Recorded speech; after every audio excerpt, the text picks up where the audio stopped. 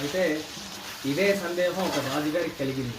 నా రాజ్యంలో ఉన్నటువంటి ప్రజలందరూ కూడా సంతృప్తిగా ఉండాలి, ఆనందంగా ఉండాలి, సంతోషంగా ఉండాలి అని చెప్పి ఒక స్వామీజీ దగ్గరికి వెళ్ళి, నేను ఏం చేస్తే నా రాజ్యంలో ప్రజలు సంతోషంగా సంతృప్తిగా జీవిస్తారు అని చెప్పి ఆయన అడిగారు.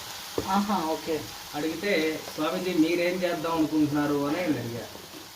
అడిగితే నేను నా దగ్గర చాలా బంగారం ఉంది, నేను ఆ బంగారాన్ని దానం చేద్దాం అనుకుంటున్నాను అంటాను. ఓకే. అప్పుడు నా ప్రజలు ఎంతో సంతోషంగా సంతృప్తిగా జీవిస్తారు కదా అని చెప్పి అన్నాడు డాక్టర్. ఓకే.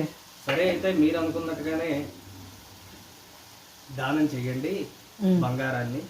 కానీ దానం చేసిన తర్వాత ఆఖరిలో వాళ్ళందరి దగ్గర నుంచి కూడా వాళ్ళ మనసులో ఏమనుకుంటున్నారో అని తెలుసుకునే విధంగా ఏదైనా ఒక ఏర్పాటు చేయండి అని చెప్పి అన్నారు.